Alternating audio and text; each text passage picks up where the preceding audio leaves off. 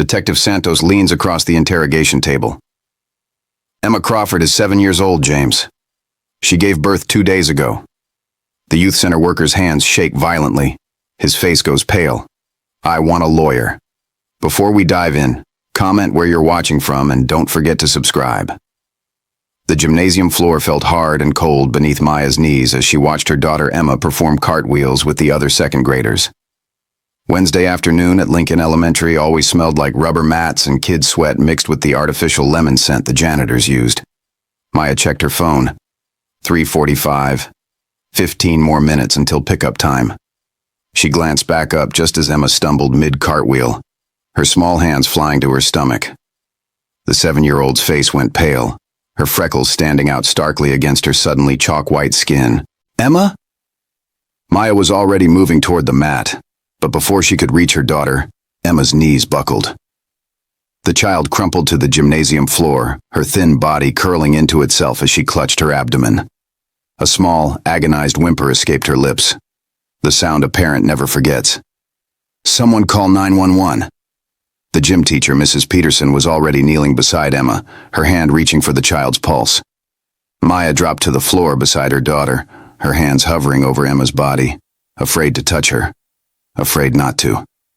Emma's face was contorted in pain, tears streaming down her cheeks. "Mommy," she gasped. "Mommy, it hurts so bad." "Where, baby? Where does it hurt?" Maya's voice cracked as she gently brushed Emma's dark hair from her forehead. The child was burning up, sweat beading on her skin despite the cool air of the gymnasium. "My tummy. It hurts really, really bad." Emma's small hands pressed against her lower abdomen, her fingers white-knuckled with pressure. Mrs. Peterson pulled out her phone, already dialing. Maya could hear the distant wail of sirens even as the gym teacher spoke urgently to the emergency dispatcher. Maya's mind raced through possibilities. Food poisoning? Appendicitis? Emma had been fine this morning. A little quiet, maybe, a little more tired than usual, but fine. She'd eaten her usual bowl of cereal, packed her lunch, grabbed her backpack.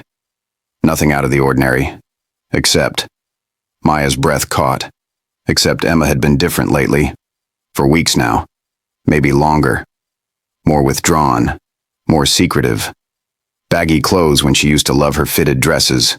Refusing to let Maya help her in the bath anymore. The sirens grew louder, closer. Other children had been ushered to the far side of the gymnasium, their curious faces turned toward the scene unfolding on the mat. Maya barely noticed them. All she could see was her daughter's pain, the way Emma's body contracted, almost rhythmically, her breathing coming in sharp, shallow gasps. "The ambulance is here," Mrs. Peterson said, her hand on Maya's shoulder. "They're coming in now." Paramedic Jake Morrison had been responding to calls for 12 years.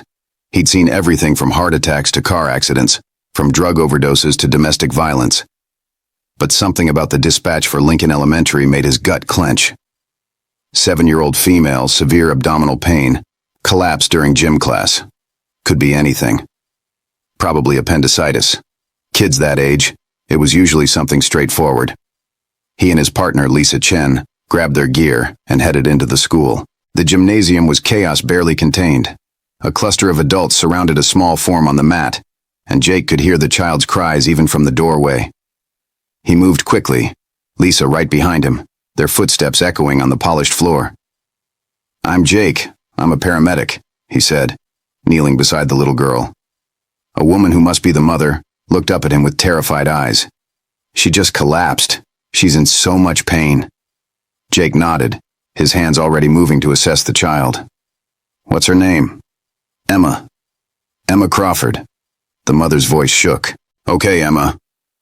I'm going to help you feel better, all right?" Jake kept his voice calm and steady as he began his examination. Pulse elevated. Respiration rapid and shallow. Skin hot to the touch. He placed his hands gently on her abdomen, and Emma cried out. The abdomen was distended, firm. Jake's trained fingers moved carefully, assessing. Then he felt it. A contraction. His heart stopped. Number. That couldn't be right. He pressed again, more carefully this time, and there it was again. Unmistakable. The tight, rhythmic hardening of a uterine contraction. Jake's eyes met Lisa's. He saw his own shock reflected there. Lisa, start an IV. Normal saline. His voice was carefully neutral, but his partner knew him well enough to catch the edge of something wrong, something very wrong. He turned to the mother. Ma'am, I need to ask you something important. Is there any possibility that Emma might be pregnant? The question hung in the air like a bomb. Maya stared at him, her face blank with incomprehension. What? She's 7 years old. That's impossible. I understand this is shocking, Jake said gently, but I need you to think carefully. Has Emma gained weight recently? Has she complained of any unusual symptoms? Maya's mouth opened and closed. Her brain couldn't process what he was asking. Pregnant? Her 7-year-old daughter? No, that's not possible. She's a child. But even as she said it, fragments of memory were clicking together. Emma's stomach had been getting rounder. Maya had thought she was just growing, hitting a chunky phase before a growth spurt. The baggy clothes, the refusal to be seen undressed, the tired spells, the morning sickness that Maya had attributed to anxiety about school. Lisa had the IV in, her movements quick and efficient. She leaned close to Jake. You thinking what I'm thinking? Jake nodded grimly. We need to transport immediately, and we need to notify authorities. He pulled out his radio, his jaw tight. This wasn't just a medical emergency anymore. This was a crime scene. A 7-year-old child couldn't consent. Couldn't have gotten pregnant through any means that wasn't absolutely criminal. Someone had hurt this little girl. Someone had done something unspeakable. Dispatch, this is Unit 47. We need police response to Lincoln Elementary immediately. Child abuse case, possible sexual assault. Also notify Child Protective Services. Jake's voice was steady, but his hands shook slightly as he helped lift Emma onto the stretcher. The child was crying, calling for her mother, and Maya was right there, holding her hand, her face a mask of horror and confusion. What's happening? What's wrong with my baby? Maya's voice rose, panic setting in. Jake met her eyes. He delivered this kind of news before, but never to the parent of a child this young. Ma'am, I believe your daughter is in labor. We need to get her to the hospital immediately. The words seemed to suck all the air from the gymnasium. Maya's knees went weak. Mrs. Peterson caught her, held her up. That's not possible, Maya whispered. She's 7. She's just a baby herself. But somewhere deep in her maternal core, pieces were falling into place. Terrible, horrifying pieces. They moved quickly through the school hallways, the stretcher rolling smoothly on the polished floors. Jake could hear police sirens in the distance getting closer. Emma was crying, her small voice breaking Jake's heart. Mommy, what's wrong with me? Why does it hurt so much? Maya ran alongside the stretcher, her hand never leaving her daughter's. It's okay, baby. The doctors are going to help you. Just hold on. But Maya's mind was reeling, racing backward through the past months. The summer, Emma had spent 2 weeks with Maya's uncle Vincent. He'd offered to watch Emma while Maya worked double shifts to save for a new car. Vincent had been so kind, so helpful. Emma had come home quiet, different. Maya had attributed it to growing up, to spending time away from home. Then there were the weekends Emma spent at the youth center, the after-school program where she'd been enrolled since kindergarten. The director, Mr. Patterson, had always been so attentive to Emma, so eager to help with her homework, to give her special attention. Maya had been grateful. She'd been a single mother working 2 jobs. She'd needed the help. The ambulance doors slammed shut and they were moving, sirens wailing. Lisa was monitoring Emma's vitals, calling ahead to the hospital. 7-year-old female. Suspected labor. Unknown gestational age. Patient experiencing regular contractions approximately 4 minutes apart. Vitals unstable. Jake sat beside Emma, his hand on her small shoulder. He'd been a paramedic for over a decade, but this was destroying him. A 7-year-old in labor. The implications were staggering, horrifying. Someone had stolen this child's innocence in the most brutal way possible. Maya was answering questions, her voice hollow.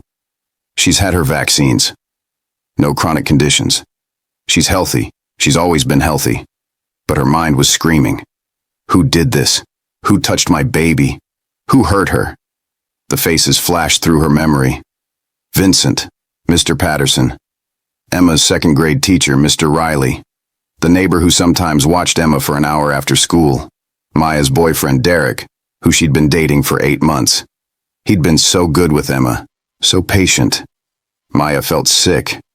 Had she let a monster into her daughter's life? At Mercy General Hospital, Dr. Sarah Reeves was finishing her rounds in the pediatric ward when her pager went off. Emergency incoming. 7-year-old in suspected labor. She read the message 3 times, certain there must be a mistake. 7 years old. It wasn't medically impossible, but it was extremely rare, and the implications were clear. This child was a victim. Sarah headed for the emergency department, her mind already running through protocols. Child abuse team would need to be assembled. Police would be involved. Social services. This was going to be a long night. The ambulance arrived with sirens blaring. Sarah met them at the bay doors, and the moment she saw the small form on the stretcher, her heart broke.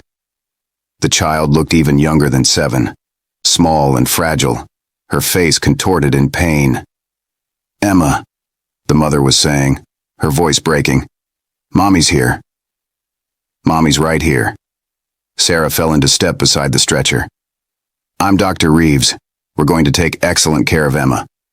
She looked at Jake, and he gave her a slight nod. Everything she'd read in the dispatch was correct. This 7-year-old child was in labor.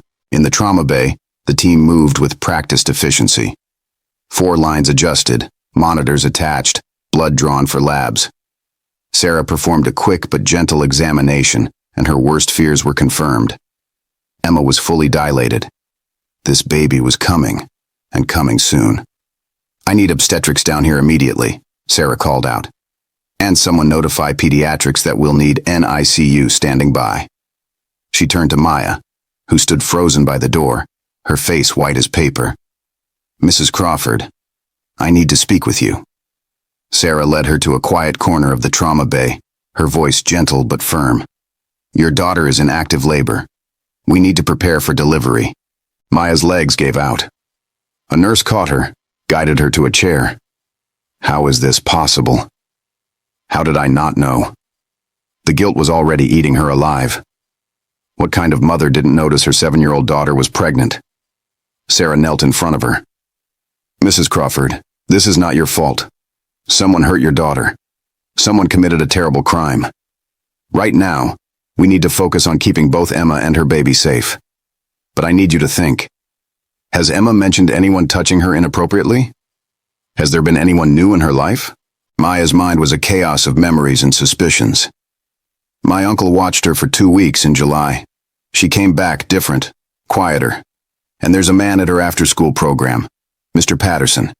He always wanted to help her with homework privately. And my boyfriend, Derek. He's been around since February." Sarah nodded, making mental notes. The police would need all of this information. "Detective Maria Santos is on her way. She'll need to speak with you about all of this." Sarah stood, returning to Emma's bedside. The child was crying, confused, terrified. "Why does it hurt, Mommy? What's happening to me?" Sarah's heart shattered. This child had no idea she was pregnant. No idea what was happening to her body. How could she? She was 7 years old. She should be worried about spelling tests and playground games, not labor contractions. "Emma, sweetheart, your body is working very hard right now. We're going to give you some medicine to help with the pain, okay?" Emma nodded weakly, and Sarah administered a carefully calculated dose of pain medication. Enough to help, but not so much that it would harm the baby. The baby. Sarah's mind reeled at the thought. A baby born to a 7-year-old mother. What kind of world allowed this to happen? Dr. Jennifer Park, the on-call obstetrician, arrived within minutes. She took one look at Emma and had to steady herself against the door frame. In 20 years of practice, she'd never seen anything like this. "Status?" she asked Sarah, her voice carefully controlled. "Full dilation. Contractions 3 minutes apart.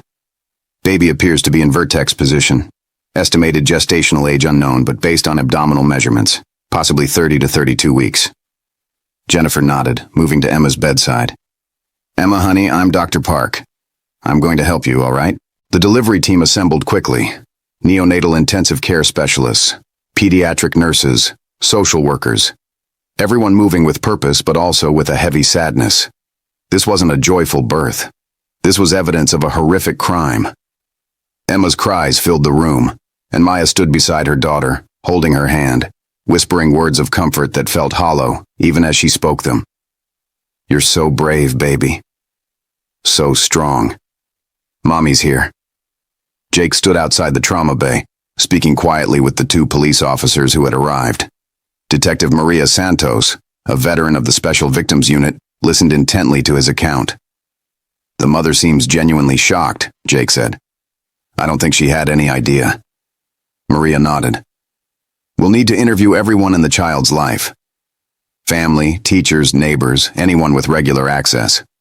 Her partner, Detective Tom Bradley, was already on his phone, coordinating with the District Attorney's Office and Child Protective Services. Inside the trauma bay, Emma's labor was progressing rapidly. Dr. Park monitored carefully, her experienced hands gentle as she examined the tiny patient. Emma, when I tell you, I need you to push, okay? Can you do that for me? Emma nodded weakly, her small face slick with sweat and tears. The pain medication had helped, but this was still an ordeal no child should ever have to endure. Now, Emma. Push. Emma bore down, her small body straining with effort. Maya watched in horror as her 7-year-old daughter, her baby, delivered a baby of her own. The infant's cry filled the room, thin and reedy but strong. A fighter. The neonatal team swept in immediately, whisking the tiny newborn to the warmer for assessment. It's a girl, Dr. Park said quietly. Approximately 4 pounds, appears to be around 32 weeks gestation. Emma was crying, confused and exhausted. What was that? What happened? Maya couldn't speak, couldn't find words to explain the unexplainable. Sarah stepped in, her voice gentle. Emma, you just did something very difficult and you were so brave. Now we need to make sure you're healthy, okay? The examination of the infant revealed what everyone already knew but had hoped somehow wouldn't be true. This baby was healthy, premature, but stable. Born to a 7-year-old mother who had been violated in the most heinous way imaginable. Maria Santos entered the trauma bay, her badge visible on her belt.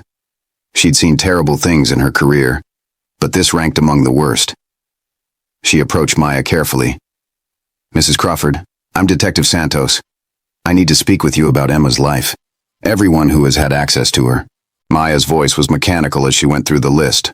Her uncle Vincent, who had watched Emma for 2 weeks in July. That would put the timing right, Maya realized with growing horror. If Emma was now about 32 weeks pregnant, conception would have been in late June or early July. Oh God. Vincent. Her kind, helpful Uncle Vincent who had offered to help when Maya needed it most. I need his contact information, Maria said, already typing notes into her phone. And anyone else who had regular unsupervised access to Emma, Mr. Patterson at the after-school program. Maya provided his name, the name of the youth center. Maria made notes. Derek Collins, Maya's boyfriend. He'd been in the picture since February, before the likely conception date, but Maria wasn't ruling anyone out. Emma's teacher, Mr. Riley. The neighbor, Mrs. Henderson, who sometimes watched Emma. The list went on, and with each name, Maya felt sicker. One of these people, someone she had trusted with her daughter's safety, had hurt Emma in the worst possible way, had stolen her childhood, had created this nightmare. In the NICU, the tiny infant girl was being assessed, monitored, cared for by specialists who handled her with gentle expertise. She was premature, would need weeks of care before she could go home. But where was home for a baby born under these circumstances? The social workers were already gathering, discussing options. Foster care seemed likely, given that Emma was herself a child, a victim. But those decisions would come later. Right now, the priority was medical care for both the baby and Emma. Emma had been moved to a private room, away from the main pediatric ward for privacy and security. Maya sat beside her daughter's bed, holding her small hand, watching her sleep. The sedatives had finally given Emma some peace, but Maya knew that peace would be temporary. When Emma woke, questions would come. Questions Maya didn't know how to answer. How do you tell a 7-year-old that she's been pregnant? That she's just given birth? How do you explain that someone she trusted hurt her in a way she couldn't even comprehend? Maria Santos was working the phones, coordinating with multiple agencies. Child Protective Services was already involved, would be monitoring the situation closely.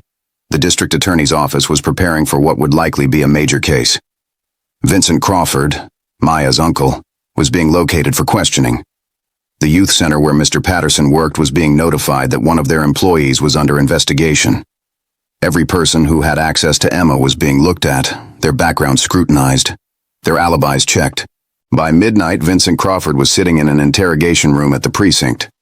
He was 58 years old, balding, with kind eyes and a gentle demeanor. The kind of man you'd trust with your kids. Maria sat across from him, her face neutral. "Mr. Crawford, do you know why you're here?" Vincent shook his head, looking genuinely confused. "No. The officers said it was about Emma, but they wouldn't tell me what happened." "Is she okay?" "Emma gave birth tonight," Maria said, watching his face carefully.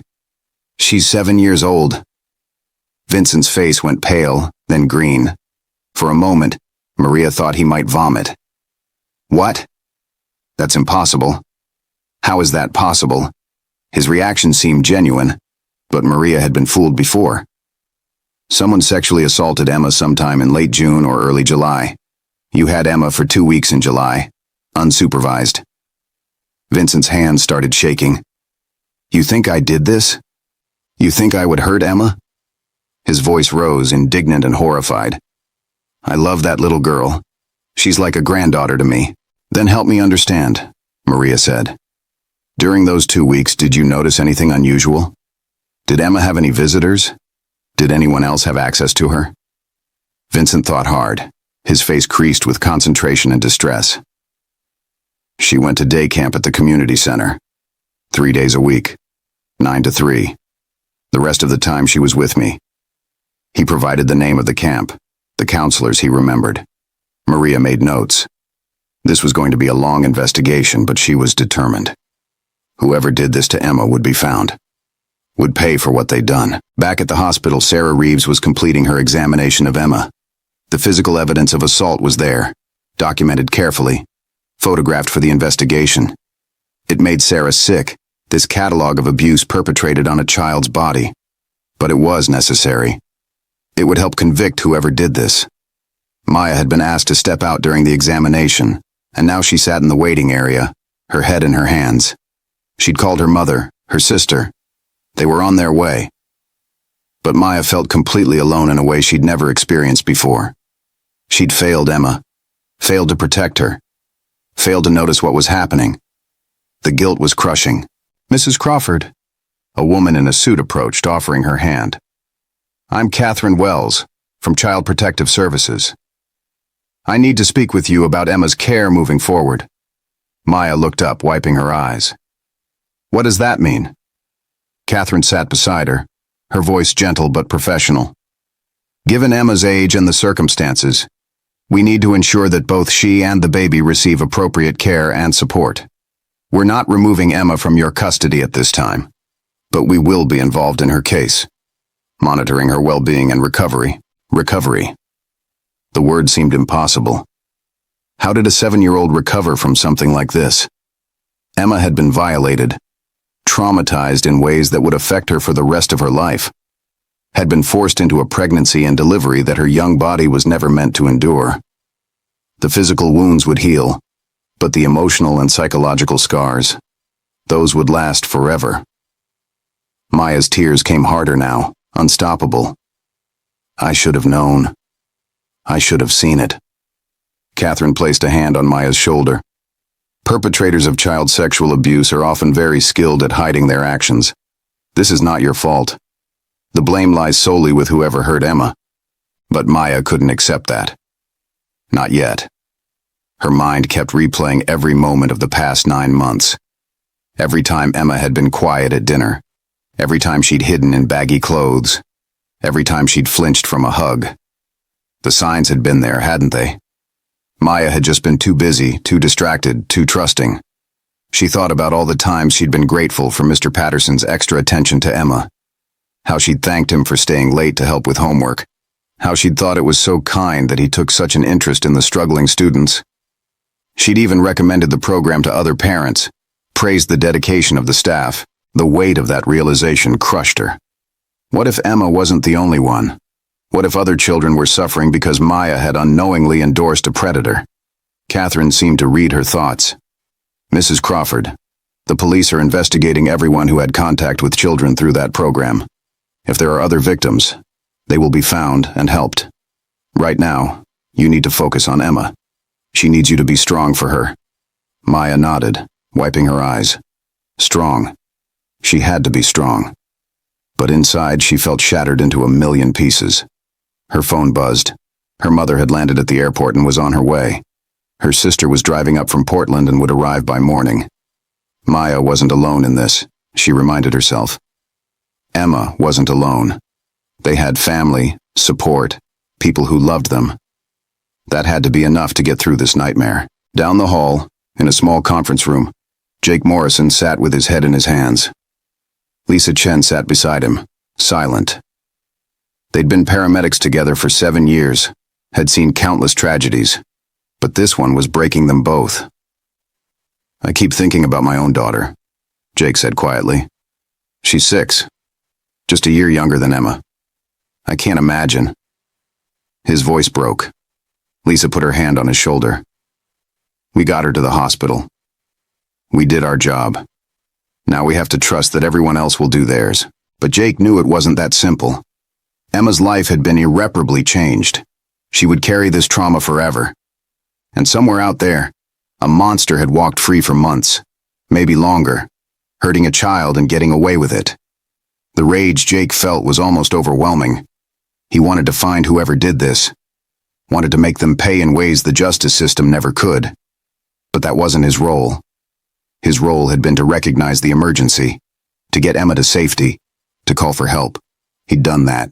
It would have to be enough. As dawn broke over the city, Emma stirred in her hospital bed. Maya was there immediately, her hand on her daughter's forehead.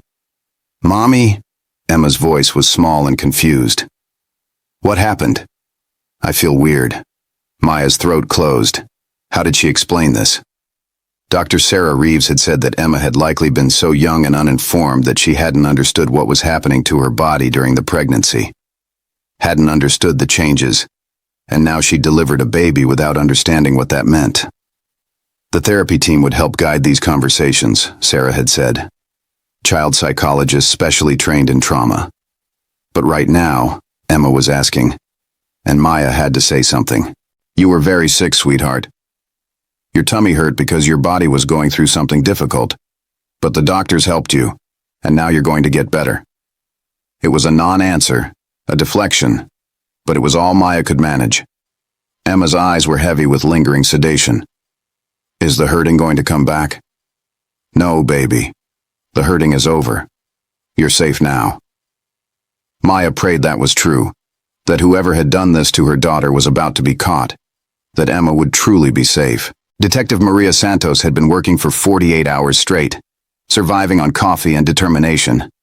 The investigation into Emma Crawford's assault had expanded rapidly, with multiple persons of interest and a complex web of potential suspects. Vincent Crawford had been released after his alibi checked out. The day camp he'd mentioned had thorough records, and Emma had been there under supervision during the critical time frame. Vincent's DNA test had come back negative for paternity of the infant.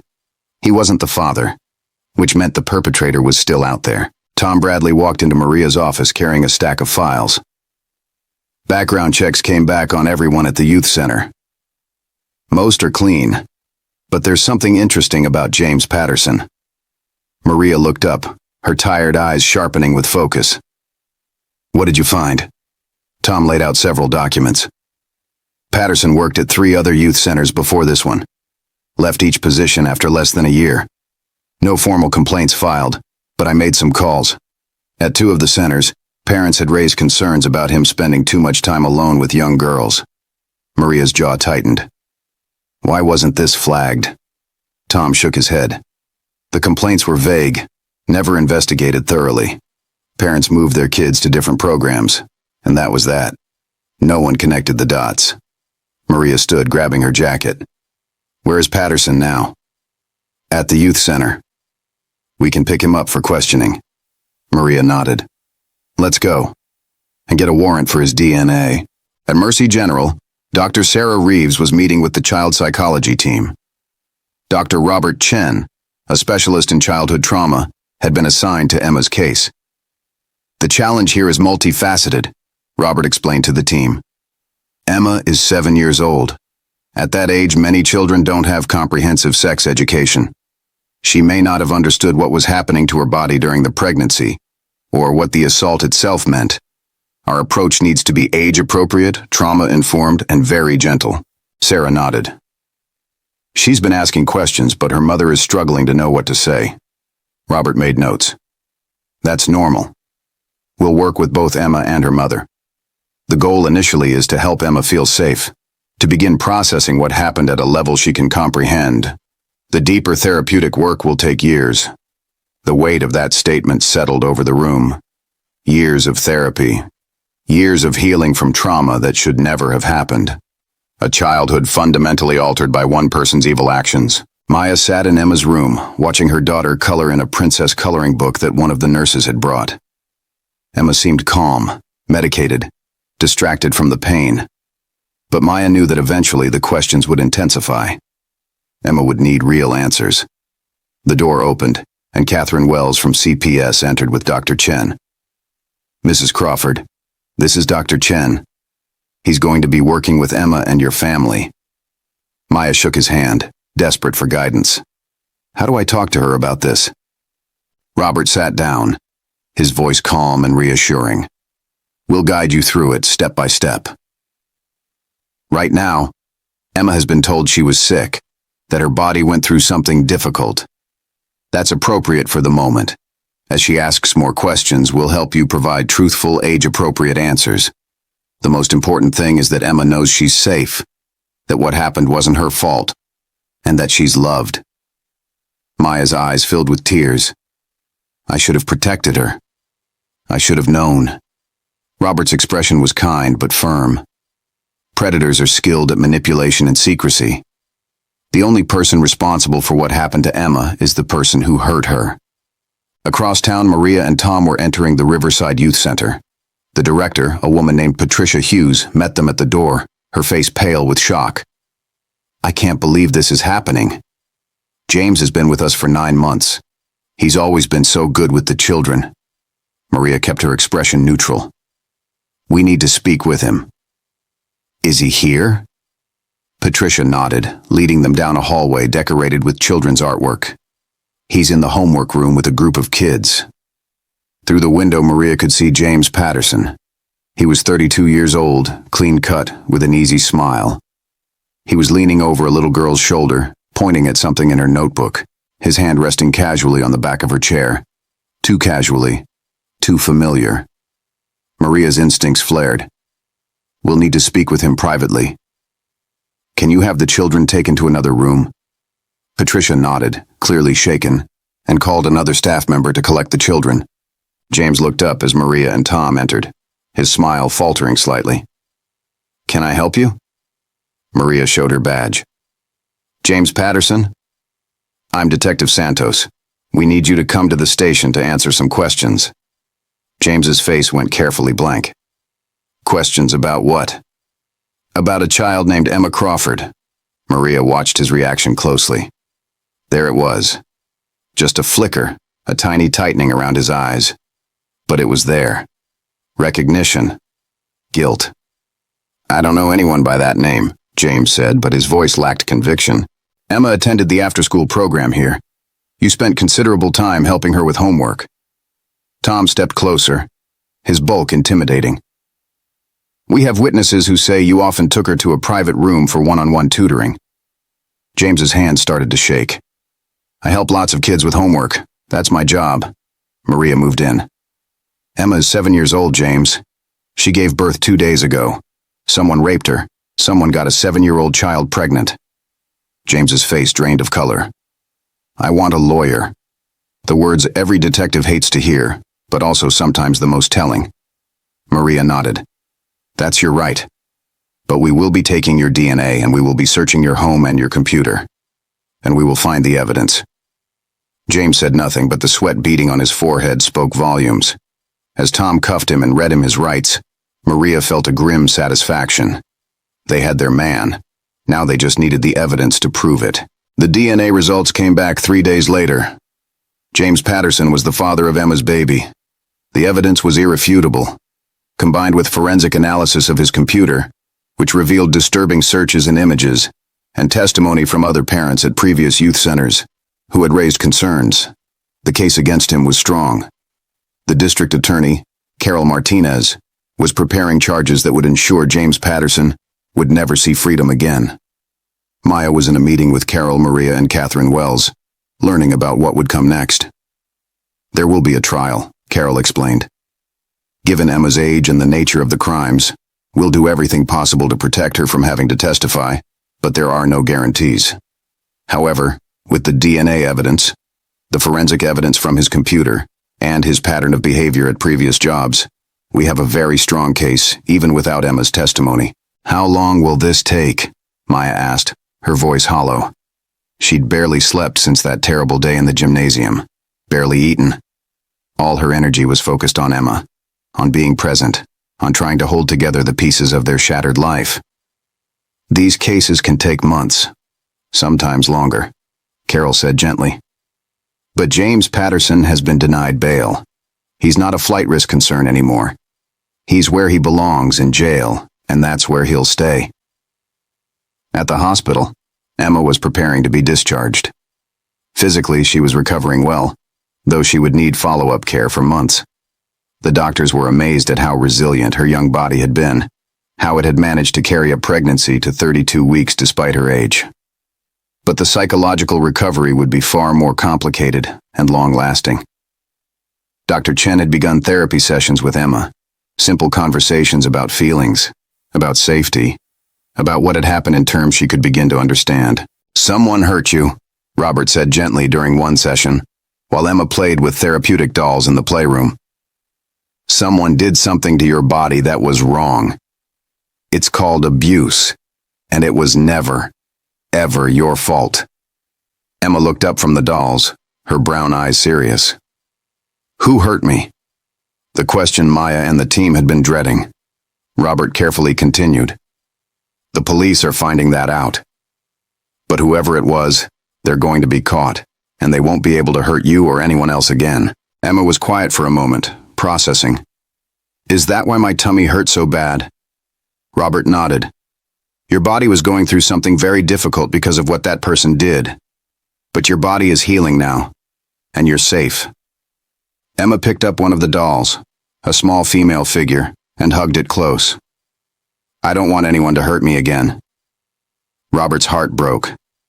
No one is going to hurt you. Your mom is going to keep you safe. I'm going to help keep you safe. Lots of people are working to protect you. The question of the baby remained complicated. The infant, whom the nurses had been calling baby girl Crawford, was thriving in the NICU despite her premature birth. She was gaining weight, breathing on her own, showing all the signs of a healthy newborn. But what would happen to her long-term was still being decided. Maya had made it clear that she couldn't raise her daughter's rapist's child. The trauma, the constant reminder of what Emma had endured, it would be too much for their small family to bear. Catherine Wells had been working with adoption agencies, searching for a family who could provide baby girl Crawford with a loving home. There are families who specialize in adopting children born from traumatic circumstances, Catherine explained to Maya during one of their meetings. People who understand the complexities and are prepared to provide the care and love this baby needs, while also respecting Emma's story and privacy. Maya felt guilty about it, about not wanting the baby, about allowing her to go to strangers. But she also knew it was the right decision for Emma, for their family. Emma didn't understand she'd given birth, didn't understand she was technically a mother at 7 years old, and Maya was determined to preserve what innocence Emma had left. The baby would be adopted by a good family, would have a chance at a normal life, and Emma would heal without the constant reminder of her trauma living in their home. Weeks passed. James Patterson sat in jail awaiting trial. His life as he knew it over. His computer had revealed years of predatory behavior, searches for child pornography, forum posts discussing attraction to children. He'd been careful in person, never leaving obvious evidence, always manipulating situations to avoid cameras and witnesses. But digital forensics had laid bare his depravity. The other children he'd had access to at various youth centers were being interviewed, and more victims were coming forward. James Patterson's reign of abuse was over. For Emma and Maya, life was slowly finding a new rhythm. Emma was back home, though she couldn't return to school yet. Too many questions from other children. Too much attention. Homeschooling had been arranged temporarily, and Emma was working with Dr. Chen twice a week. The sessions were helping, slowly.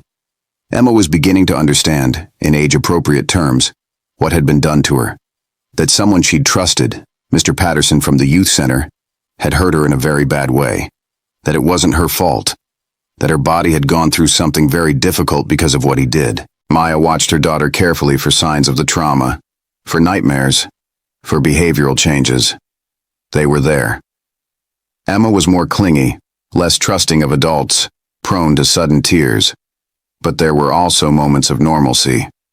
Moments when Emma laughed at a cartoon, when she played with her toys, when she seemed almost like the carefree 7-year-old she should have been.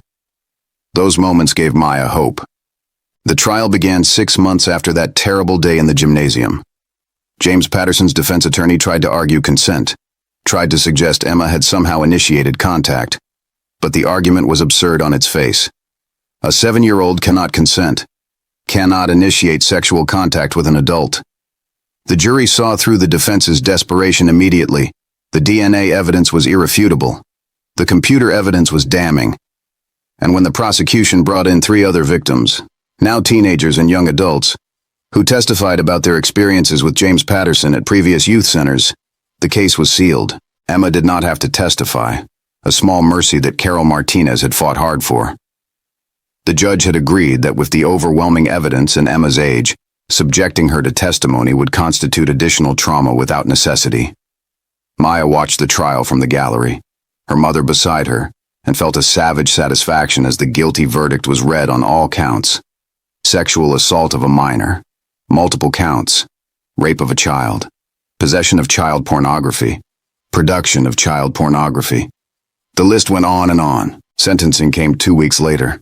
James Patterson stood before the judge, his once confident demeanor completely gone. He looked small, defeated, hollow. The judge's voice was cold as ice as she delivered the sentence. Mr. Patterson, you have perpetrated some of the most heinous crimes imaginable. You have stolen the innocence of children, betrayed the trust placed in you, and caused immeasurable harm. I hereby sentence you to life in prison without the possibility of parole. The words echoed through the courtroom, and Maya felt something in her chest loosen slightly. Not forgiveness, not healing, but justice. Emma's abuser would never walk free, would never hurt another child. Baby girl Crawford, now 8 months old, had been placed with a family in another state. Frank and Julie Morrison were in their late 30s, had been unable to have children of their own, and had specifically sought to adopt a child born from traumatic circumstances. They understood the baby's story, understood the complexity of her origins, and were committed to giving her a life filled with love and opportunity. They'd renamed her Sophie, and according to the updates Catherine Wells shared with Maya, Sophie was thriving. A happy, healthy baby girl who would grow up never knowing the darkness of her conception. Emma was making progress. At 8 years old now, she understood more about what had happened to her. Dr. Chen had helped her process the trauma in age-appropriate ways, and while the scars would never fully fade, Emma was learning to live with what had happened. She'd returned to school, though at a different elementary school where the other children didn't know her story. She'd made new friends. She was laughing more, having fewer nightmares. The road ahead would still be long, but Emma was walking it with courage. Maya had made changes too. She'd left her demanding jobs and found work that allowed her to be more present for Emma. She joined a support group for parents of sexually abused children, finding solidarity and understanding with others who'd walked similar painful paths. She'd learned that healing wasn't linear, that there would be good days and bad days, that triggers could come from unexpected places. But she'd also learned that resilience was real, that love could survive even the worst trauma, that families could rebuild. The civil lawsuit against the Riverside Youth Center for negligent hiring and supervision had settled quietly. The money would go into a trust for Emma, funds for her future therapy, her education, whatever she needed as she grew. Patricia Hughes, the director who'd hired James Patterson without thoroughly checking his background, had resigned in disgrace. The center had implemented new policies, new screening procedures, new protection measures. Too late for Emma and the others James had hurt, but perhaps in time to protect future children. On the one-year anniversary of that terrible day, Maya and Emma visited Dr. Chen's office. Emma had requested the meeting, had said she wanted to talk about something. Robert welcomed them warmly, settling into his usual chair across from where Emma sat on the therapy couch. "What's on your mind, Emma?" Emma looked at her mother, then back at Robert. "I want to know if I can help other kids. Kids like me." Robert leaned forward, gentle curiosity in his expression. "What do you mean?" Emma's voice was quiet but determined. "At school, we learned about people who talk to other people about bad things that happened, and it helps. I want to do that. When I'm older, I want to help kids who got hurt like I did." Maya's eyes filled with tears, but they were different tears than the ones she'd cried a year ago. These were tears of pride, of awe at her daughter's strength. Robert smiled warmly. "Emma, that's a beautiful goal. And when you're ready, when you're older, and you've continued healing, I think you could help a lot of people by sharing your story." Emma nodded seriously. "Mr. Patterson hurt me, but he doesn't get to make my whole life bad. Dr. Chen, you said I get to choose what happens next." Robert's eyes shimmered with emotion. "That's exactly right, Emma. What happened to you was terrible, and it will always be part of your story. But you get to decide what the rest of your story looks like." Emma reached for her mother's hand, squeezing it tight. "I want my story to have good things. I want to help people. And I want to be happy again." Later that evening, as Maya tucked Emma into bed, her daughter looked up at her with those serious brown eyes. "Mommy, am I going to be okay?" Maya had learned not to give empty reassurances, not to promise things she couldn't guarantee. Instead, she brushed Emma's hair back gently and told her the truth. "Some days will be hard, sweetheart. Some days you'll remember what happened, and it will hurt. But you're so strong, and you're so brave, and you have so many people who love you and want to help you heal. So yes, baby, I think you're going to be okay. More than okay. I think you're going to be amazing." Emma smiled, the first truly peaceful smile Maya had seen in months. "I think so too, Mommy." As Emma drifted off to sleep, Maya sat beside her bed, watching her daughter's chest rise and fall with steady, calm breaths. The nightmare they'd lived through would never be completely over. The trauma would echo through the years, would affect Emma in ways both visible and invisible. But Emma was here. She was alive. She was healing. And she had hope for the future. Maya thought back to that terrible day in the gymnasium. The moment Emma had collapsed, clutching her stomach. The moment Maya's world had shattered. She'd replayed it 1,000 times, wondering what she could have done differently, how she could have prevented it. Dr. Chen had helped her understand that the guilt, while natural, was misplaced. James Patterson was a predator who had carefully cultivated trust, who had manipulated every situation to his advantage.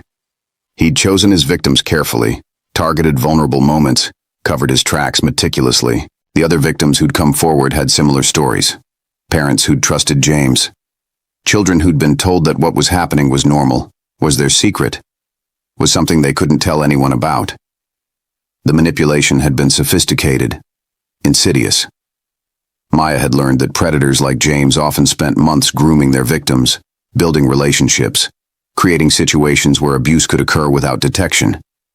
Understanding this hadn't eliminated Maya's guilt entirely, but it had helped her redirect her energy toward healing rather than self-blame. Maya had also learned the warning signs she'd missed. The behavioral changes in Emma that she'd attributed to normal childhood development or stress. The physical changes she'd dismissed as growth spurts or dietary issues. The emotional withdrawal she'd thought was just Emma becoming more independent. Child protection advocates had come to speak at Emma's school, teaching parents and teachers what to look for. Maya attended every session, absorbed every detail, determined that if she ever saw these signs again in any child, she would know what they meant. She'd also become an advocate herself.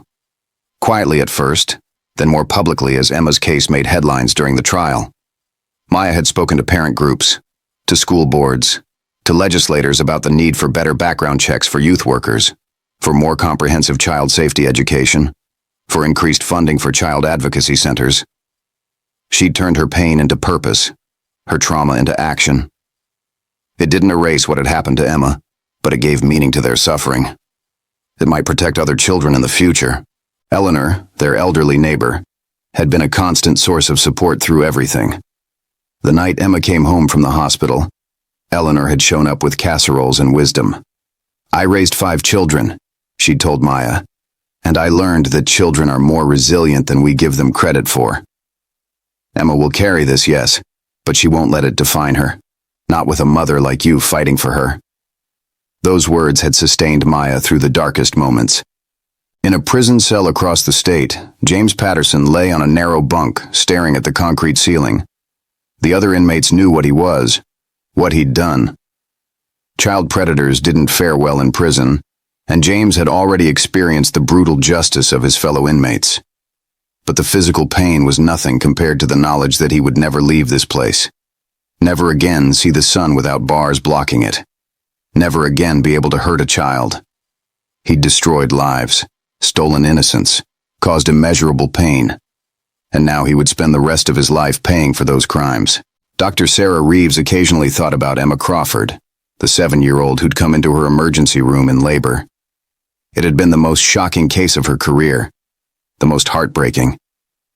But she'd also heard updates through the medical network, knew that Emma was doing well, was healing, was resilient. It gave Sarah hope. Hope that even in the worst circumstances, even after the most terrible trauma, healing was possible, recovery was possible. Life could go on. Maria Santos had moved on to other cases, other investigations. But Emma's case stayed with her. It had reaffirmed why she'd joined the police force, why she'd specialized in crimes against children. Every child she helped, every predator she took off the streets, made the long hours and emotional toll worth it. James Patterson was behind bars, and 3 other victims had come forward because of Emma's case, finding their own justice. That was what mattered. That was what made the work worthwhile. 2 years after the trial, Maya received a letter. It was from Julie Morrison, Sophie's adoptive mother. The letter was warm, grateful, full of updates about Sophie's development. The toddler was thriving, hitting all her milestones, bringing joy to her family. Julie had enclosed a photo, and Maya found herself staring at it for long minutes. Sophie had Emma's dark hair, but different eyes, a different smile. She looked happy, healthy, loved. Maya tucked the photo away in a private drawer. Someday, when Emma was much older, when she'd healed more, maybe they would talk about Sophie. Maybe Emma would want to know that the baby was okay. Or maybe she wouldn't. Either way, Maya would follow Emma's lead, as she'd learned to do in all things related to the trauma. Emma, now 9 years old, was flourishing in ways that amazed everyone who knew her story. She'd joined the school choir, made close friends, maintained good grades. The therapy continued, would likely continue for years, but Dr. Chen was pleased with her progress. Emma had good days and bad days, moments when the trauma resurfaced in nightmares or anxiety, but she developed coping skills, had a support system, had people she could talk to. Most importantly, she still had hope, still believed in her own future. On a sunny Saturday morning, Maya and Emma sat at their kitchen table making pancakes together. It was a simple moment, domestic and ordinary, but Maya treasured it. These were the moments she'd feared they'd never have again, the moments of normalcy, of peace. Emma was laughing at something Maya had said. Flour on her nose, syrup already somehow in her hair. She looked like what she was, a regular 9-year-old kid, happy and carefree. The trauma would always be part of their story, but it wasn't the whole story. Not anymore. "Mommy," Emma said, flipping a pancake with concentration. "When I grow up, I want to be a helper. Like Dr. Chen, or maybe a police officer like Detective Santos. Someone who helps kids." Maya smiled, her heart swelling with pride. "I think you'd be wonderful at that, sweetheart." Emma nodded decisively. "Because I know what it's like to be scared and hurt. And I know what it's like when people help you. So I want to help other people feel better." And there it was. The resilience of the human spirit. The ability to take the worst experience imaginable and transform it into purpose, into meaning, into a reason to help others. Emma had been victimized, traumatized, had her childhood stolen. But she hadn't let it destroy her. She'd survived. She'd healed. And now she was looking forward, thinking about how she could use her experience to make the world better for others who'd suffered similarly. Maya pulled her daughter close, holding her tight. "I love you so much, Emma. You're the bravest person I know." Emma hugged her back, fierce and strong. "I love you too, Mommy. And I'm okay. We're okay." And for the first time since that terrible day in the gymnasium, Maya believed it. They were okay. They were surviving. They were healing. The road ahead would still have challenges, would still have painful moments. But they were walking it together. And they had hope. In the end, perhaps that was the most important thing. Not that the trauma had never happened, but that it hadn't won. That Emma was still here, still fighting, still believing in a future filled with possibility. That was the real victory. That was what mattered most.